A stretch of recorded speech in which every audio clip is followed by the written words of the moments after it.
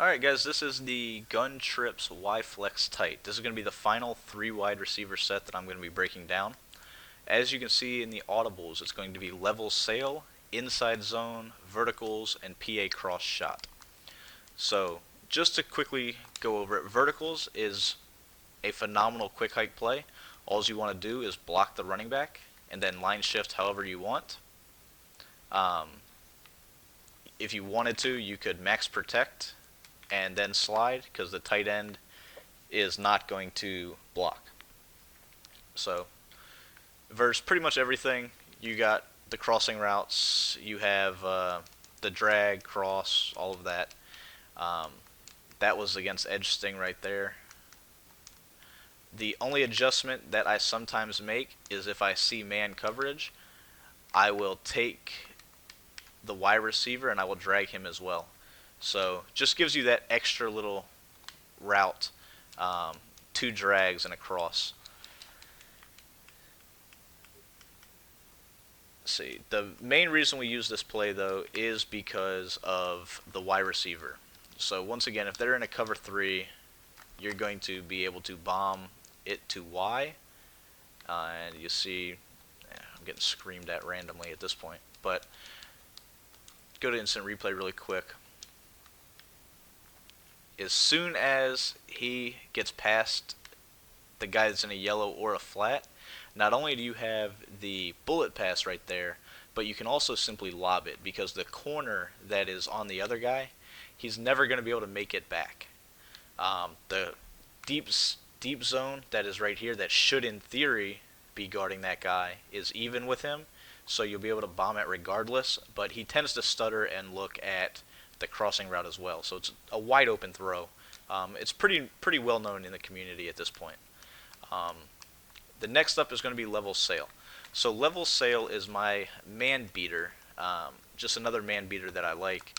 If your opponent's running a lot of man coverage, this play dominates because you have the corner route over here on the right, as you see, just gets wide open. Go back to it. You also have the 3 in route concept on the left and the running back's route that's going to beat pretty much all zone. So say they're in zone at this point, you have the running back's route and then you have the 3 in routes.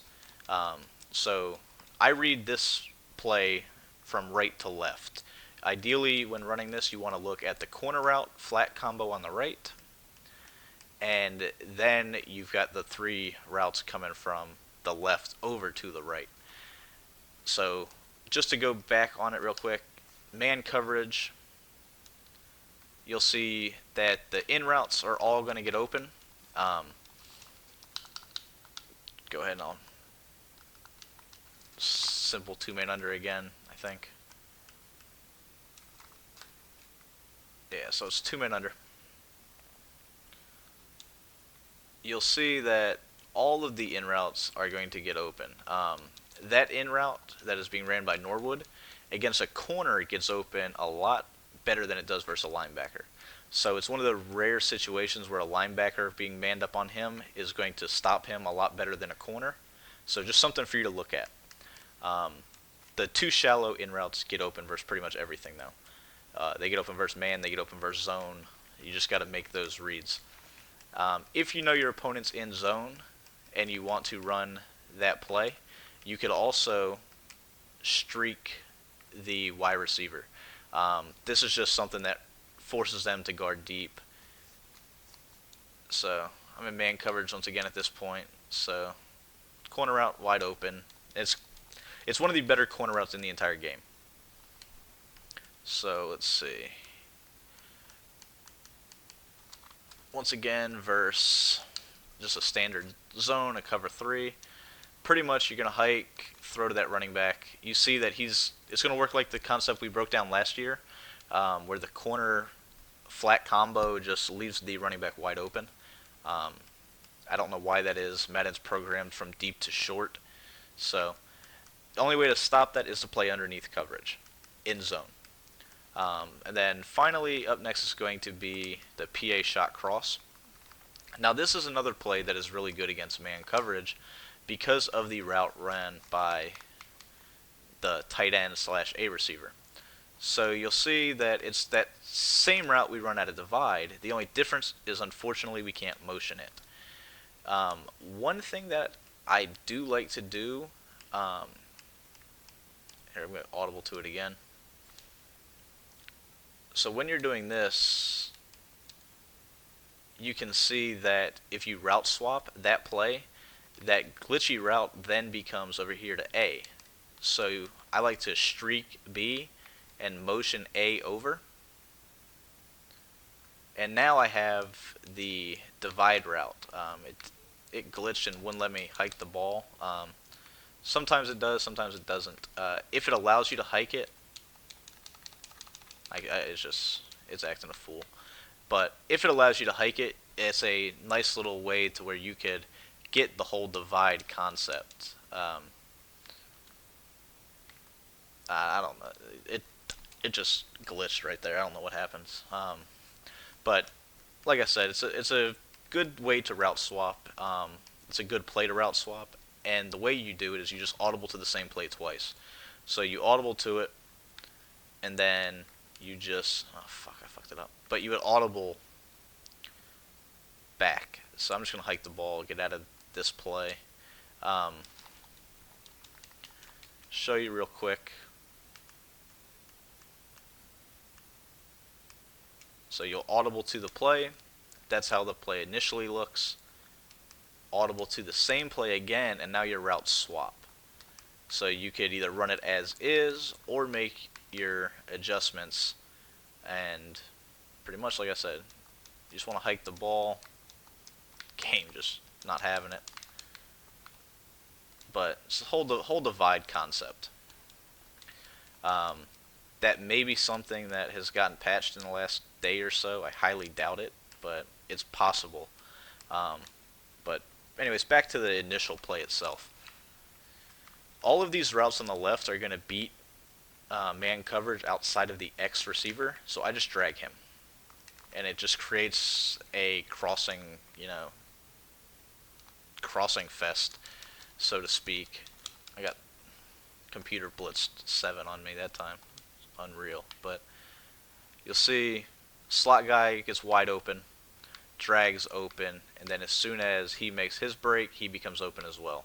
So pretty much you have 4 just dominating routes on the field versus man coverage. It doesn't matter if it's 2-man under or a cover 1. So versus zone, it's not ideal, but you still have those levels. It's the whole levels concept. Throw underneath, throw middle, or throw deep. It's just something that takes good reads and also depends on if your opponent can use it or not. So we'll go to cover 3 here, I guess. So versus cover 3, if you leave the play action, you can throw that divide route just non-stop because the linebackers aren't going to jump out there. They're going to get sucked in. And cover 3, cover 4, it doesn't really matter.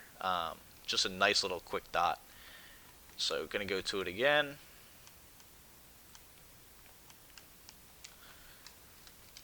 This time, let's see, we'll go. I guess we'll go to a different cover 3. But so you'll see there's should be a flat zone out there. Maybe if I show the play art. There you go. So simply let him do his thing. Then you just got to hit the route. For whatever reason, the linebacker didn't react to the play action. Just something for you to look at. Definitely a nice route, obviously, but go to it again. So pretty much he didn't break out as quick as I wanted him to. Let's try it one more time. Here we go. So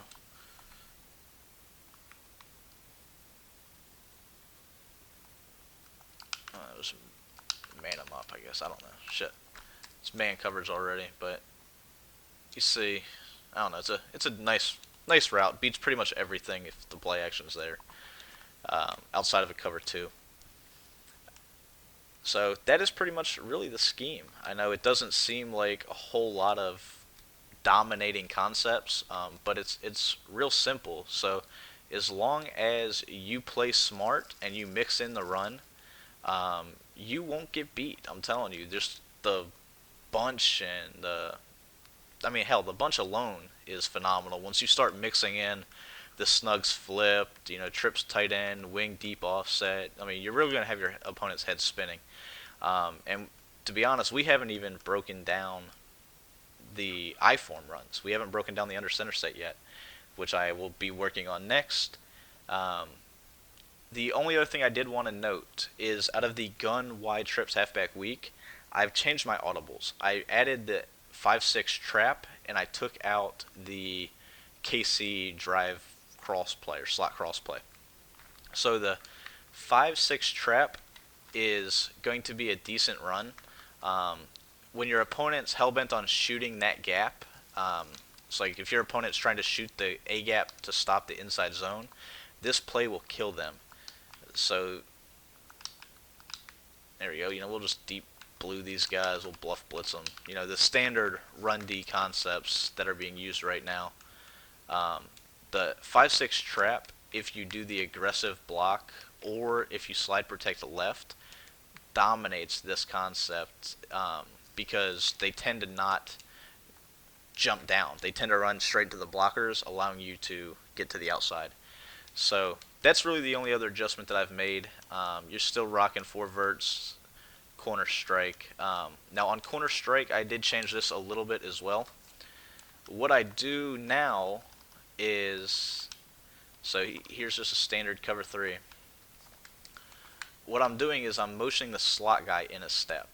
So I'm simply motioning him in, and what that's going to do is it opens up the corner route quicker, and it also, versus man coverage, allows me to bomb the slot guy. So I'm going to try to show you that real quick. So here's 2-man under, I don't know. So pretty much as soon as they play that, you just motion dude in a step, and he tends to beat his guy. Now I didn't get the correct animation. He still got pressed, but if you get him unpressed, and it's gonna be hell. My timing is all jacked up right now for whatever real reason, but try it again. So pretty much motion him in a step, hike the ball, and that's the exact animation you're looking for. Now, the fact that Anthony Barr outran my guy is mind-blowing, but hell, he might be faster than him. But you see, with that little quick motion, he's going to beat him off the line. So if they overplay to the corners, you're going to be able to bomb him. That's it. That's all I got for you guys out of the 3 receiver set. So I hope you guys enjoyed this book, and I will get to work on the write-ups. I'm going to start breaking down the 2 running back sets as well. And that's it. Later.